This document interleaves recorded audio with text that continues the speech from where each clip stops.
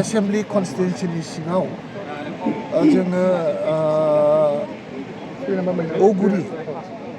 औगुरियाव जोङो एसअपिडि फान्डजों 10 bedded hospital न' लुनायनि हाबाफारिखौ जोङो दिनै जागायजेनबाय आरो एसेम्बलि इलेक्सननि एकदम आगोल 5.5 कोटी थाखानि जोङो मोनसे 30 बेडेड हस्पिटाल सान्थिपुराव जोङो न' लुगासिनो दङ आरो जोङो दिनैहाय नैबे सेम दादगारियावनो जोंनि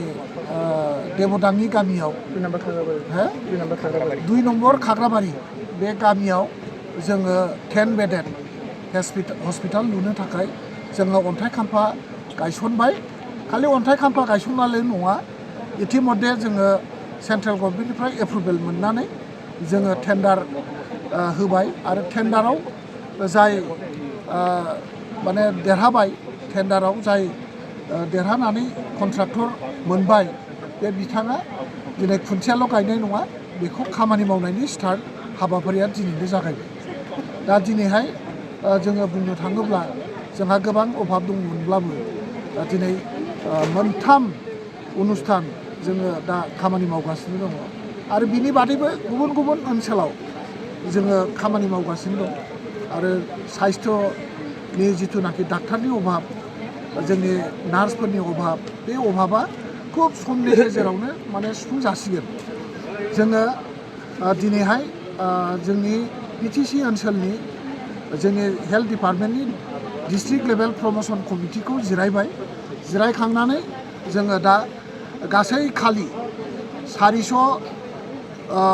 450 बारा पस्ट जोङो इतिमध्ये खालि पस्ट जों मोननो हाबाय बे पस्टखौ जोङो सेन्ट्रेल सेलेक्शन बर्डनो लिरबाय सेन्ट्रेल सेलेक्शन बर्डआ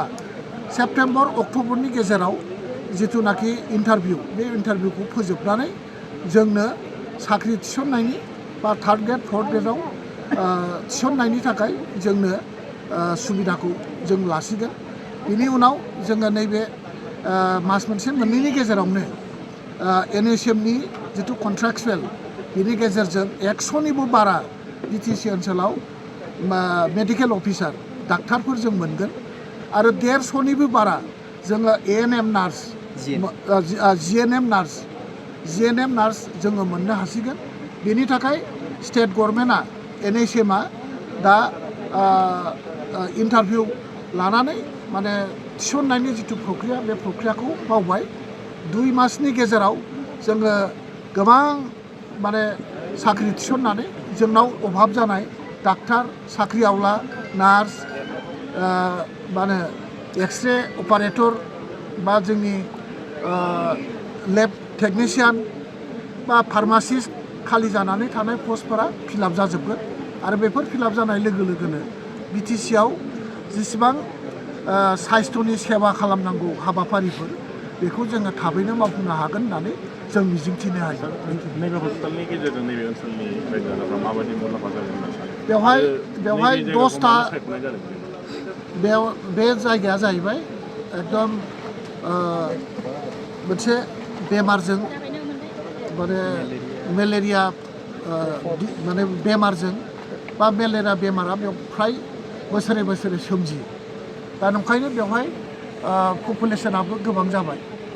मानसिफ्राबो गोबां सिकित्सानि अभाब जायो बे हिसाबै जोङो बेवहाय जोंनि रायजो राजानि जाहाथे मोजां जायो रायजो राजाखौ जाहाथे थांलाय फैलायाव सुबिदा जायो बेनि थाखाय बे जायगाखौ जोङो सेलेक्ट खालामनानै बेवहाय 10टा बिसिना थानाय हस्पिटाल जों बानायबाय बे हस्पिटालनि गेजेराव खालि बेमारल' सिकित्सा जानाय नङा बेवहाय डेलिभारि जिथुना जोंनि गथ' जोनोम होनायनि हाबाफारि बेवहाय जों खालामगोन सोरबा बिमाया जुदि क्रिटिकेल डेलिभारि जानायाव जुदि क्रिटिकेल जायोब्ला बेवहाय सिजारिन खालामनो हानायनिबो बेबस्था जोङो बेवहाय खालामगोन आरो बेवहाय आल्ट्रासाउन्ड मेसिन बसायलायनानै जोंनि बिमाफोरखौ जोंनि महिलाफोरखौ जोङो सिकित्सा खालामनायनि बेबस्थाखौ जों बेवहाय खालामगोन